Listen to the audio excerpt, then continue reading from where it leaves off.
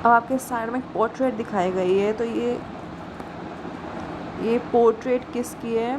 ये self portrait है bye Leonardo da Vinci, जिसकी आपने मोनालिसा पेंटिंग भी सुनी होगी या फिर देखी होगी। तो इनकी सेल्फ पोर्ट्रेट, उसने अपनी सेल्फ पोर्ट्रेट यानी कि खुद की पोर्ट्रेट बनाई थी लियोनार्डो दा विंसी ने, who had an amazing range of interest from botany and anatomy to maths and art। उसका जो आपने सुना होगा, लियोनार्डो दा विंसी एक बहुत फेमस पेंटर रहे हैं, लेकिन आपने उनके बारे ये नहीं सुना होगा कि उनका इंटरेस्ट बॉटनी में भी था, उनका इंटरेस्ट एनाटॉमी यानी कि शरीर रचना के विज्ञान में भी था, और मैथमेटिक्स में भी था यानी कि गणित में भी था, और आर्ट्स में यानी कि कला में भी था।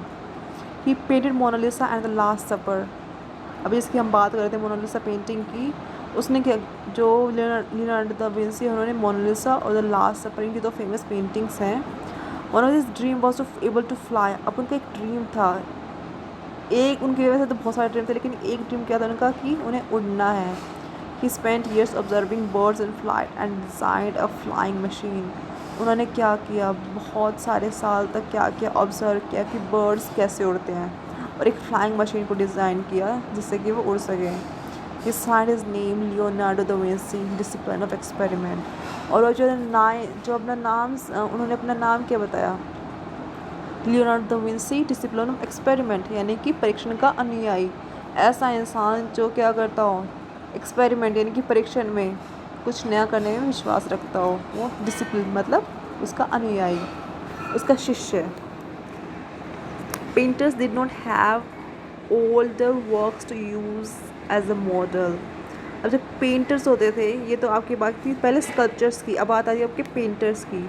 स्कल्पचर्स के साथ क्या होता था, जो आपके मूर्तिकार होते थे उनके पास क्या होता था, हमने पढ़ा था कि उनके पास क्या होता था, पहले वाले मॉडल होते थे, पास के मॉडल को फॉलो करते थे, अपनी मूर्ति बनाते थे।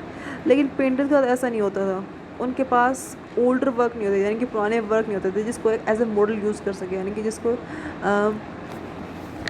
एक नमूने की तरह पे वो यूज़ कर सके और उसको देख के नई पेंटिंग बना सके।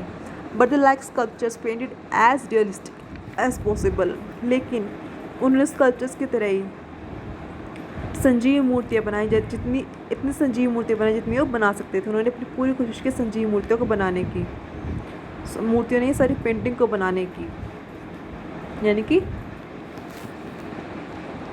चित्र को बनाने की। They found that a knowledge of geometry helped them to understand perspective, and that by noting the changing quality of light, their pictures acquired a three-dimensional quality। अब उन्हें क्या मालूम पड़ा, उन्हें क्या फाइंड आउट हुआ कि जो नॉलेज ऑफ ज्योमेट्री है, यानी कि जो रेखा गणित की जो नॉलेज है, उसकी समझ है, हेल्प दैम अंडरस्टैंड पर्सपेक्टिव, वो उन्हें परिदृश्य यानी कि पर्सपेक्टिव्स को ठीक तरह से समझने में मदद करती है। And that bye noting the changing quality of light, और जो लाइट की चेंजिंग क्वालिटी है, यानी कि जो लाइट के प्रकाश के बदलते हुए गुण हैं, उसका अध्ययन करने से उनके जो उसका अगर अच्छे से अध्ययन कर देते हैं तो उनकी जो पिक्चर है, उनके जो चित्र हैं, वो थ्री डायमेंशनल क्वालिटी को एक्वायर कर लेते हैं, यानी कि त्रिआयामी जो डायमेंशन उसकी क्वालिटी उसको एक्वायर कर लेते हैं। थ्री डायमेंशन में क्या होता है, आपके लेंथ होती है, ब्रेड्थ होती है, हाइट होती है।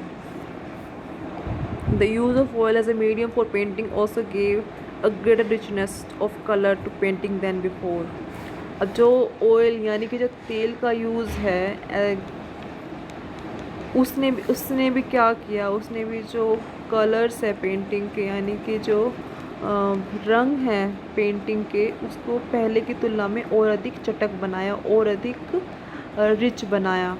इन the colour and design of costume in many painting there is an evidence of influence of Chinese and Persian art made available to them by Mongols.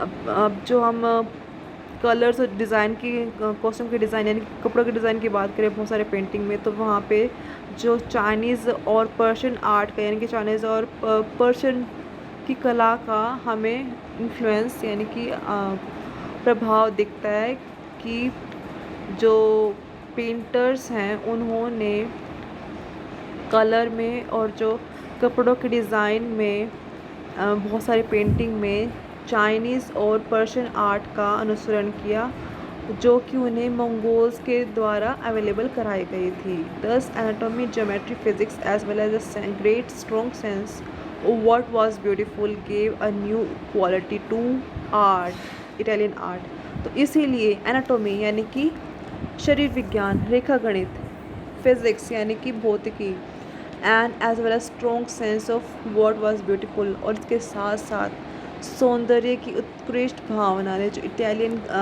Art है, इटालियन कला है, उसको एक नया आयाम दिया, उसको एक नया रूप दिया, which was to be called realism and which continue till 11th century, जिसको हम रियलिज्म के नाम से यानी कि यथार्थवाद के नाम से जानते हैं, और जो कि 19th सेंचुरी यानी कि 19वीं शताब्दी तक चला।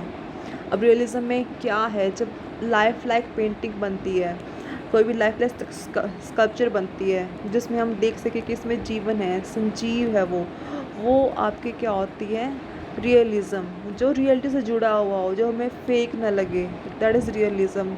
और ये आपका 19th सेंचुरी तक चला था। तो आज इतना ही। कल हम आपका आर्किटेक्चर यानी कि वास्तुकला करेंगे। Thank you.